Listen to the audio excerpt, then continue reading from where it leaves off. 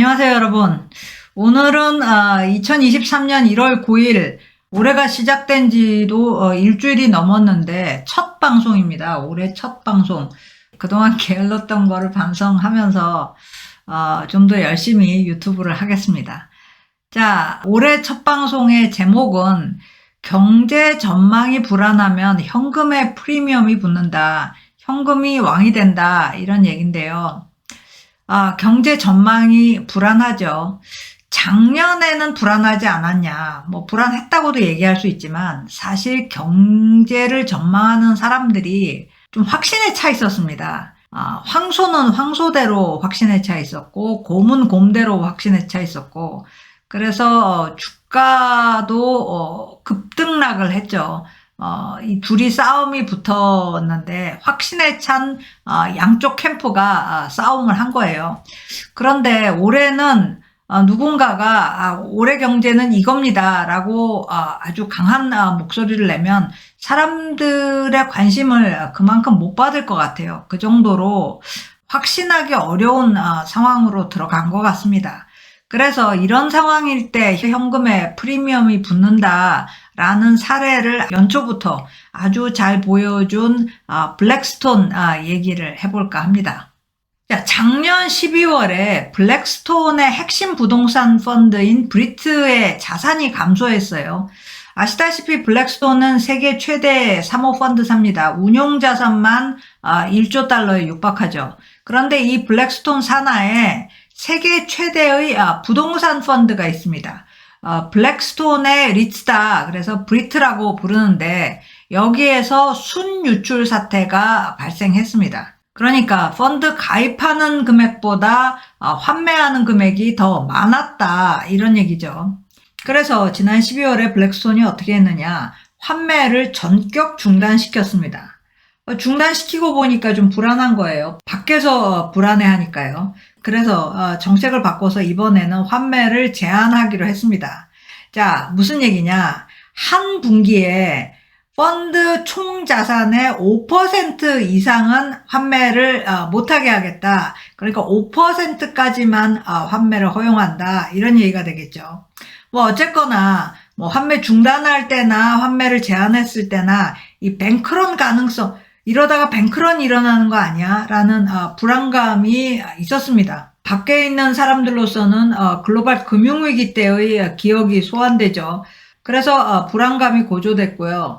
또 바클레이즈 은행 같은 곳은 블랙스톤에 대한 투자 의견도 하향했습니다. 그런데 놀랍게도 며칠 후에 유니버시티 오브 캘리포니아의 기부금을 관리하는 UC 인베스트먼트라는 회사입니다. 여기가 브리트에 투자하기로 결정을 해요. 그것도 40억 달러라는 거액을 투자하기로 결정을 합니다. 1월 3일의 일이에요. 거기에다가 이 투자에는 제약 조건까지 붙었어요. 5년간 환매를 안 하겠다. 그리고 그 이후의 2년간은 제한적으로 환매를 하겠다. 그래서 평균 6년간 돈을 묶어두는 효과를 내겠다. 이렇게 계약을 하죠.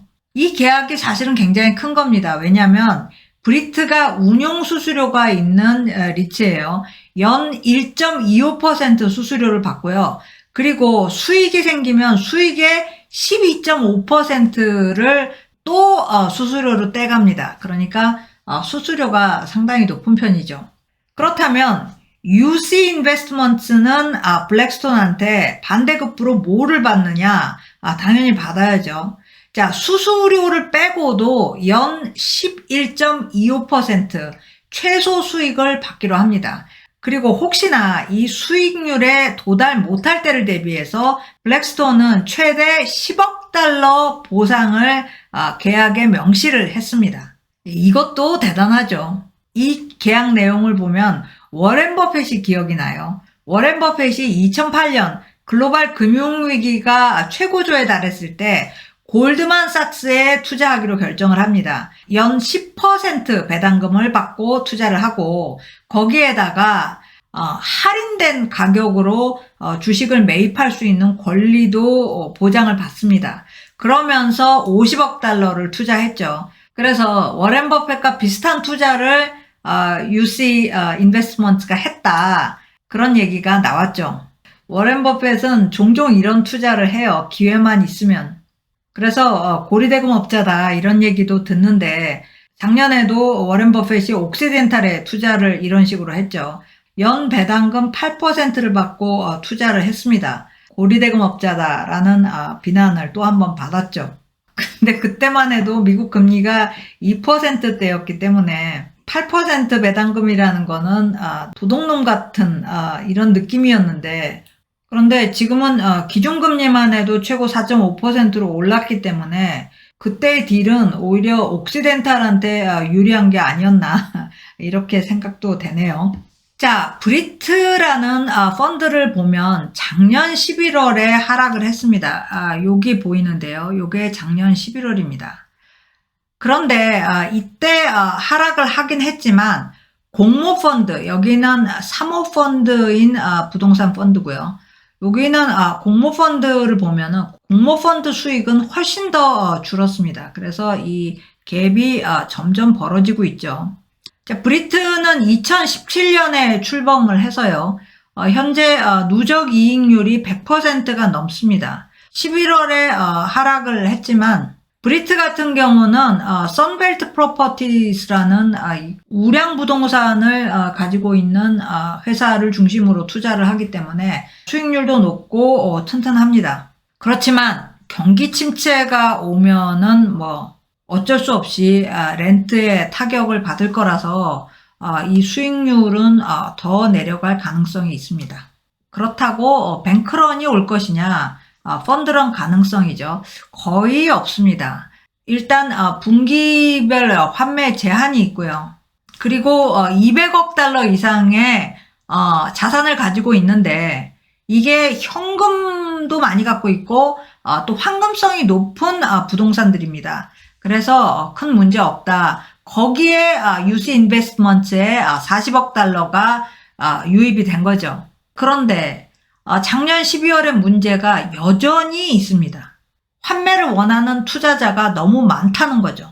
작년 12월에 전체 펀드의 5.44%가 환매를 요구했는데 0.23%만 환매가 됐습니다. 왜냐하면 12월에 분기별로 환매 제한을 하겠다라는 정책 발표하고 보니까 11월에 환매가 많았단 말이죠. 그래서 5%로 자르고 보니까 12월 환매 요구는 대부분 불허가 된 겁니다. 그리고 당분간 이 부동산 시장 냉각은 풀리지 않을 것으로 보이고요. 이렇게 되면 환매 요구는 더 증가할 겁니다. 현금을 갖고 있는 게 안전하다라고 생각을 하게 되는 거죠. 자, 금리 상승기에는 이렇게 유동성이, 다시 말해서 현금이 프리미엄에 거래가 됩니다. 자, 블랙스톤은 UC 인베스트먼트의 유동성에 대해서 어떤 프리미엄을 줬죠? 11.25% 수익을 주겠다. 만일에 이걸 못 맞추면은 우리의 생돈 10억 달러로 보증을 서겠다. 이런 프리미엄 패키지를 주면서 현금을 받은 겁니다. 자, 블랙스톤은 뭐 이런 식으로 위기에 지금까지 보면 잘 대처한 것 같은데 만약에 소규모 PE라면 어떻게 될까요? 3호 리츠들 중에 블랙스톤 정도의 수익률을 장기적으로 유지한 데는 없습니다. 그리고 소규모기 때문에 리스크가 더 크죠. 여기서 환매가 일어난다면 사실 블랙스톤만큼 잘 대처하기는 어려울 겁니다.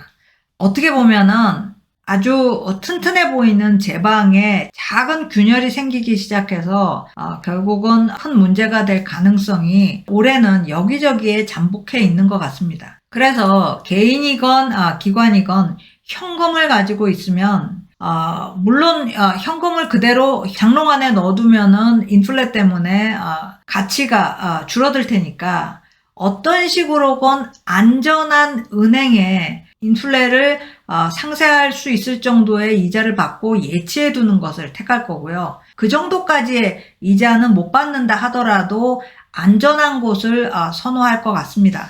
그래서 이렇게 되면 조금이라도 위험한 투자 대상을 가지고 있는 회사들은 상당히 취약해질 수 있다. 이렇게 보여집니다.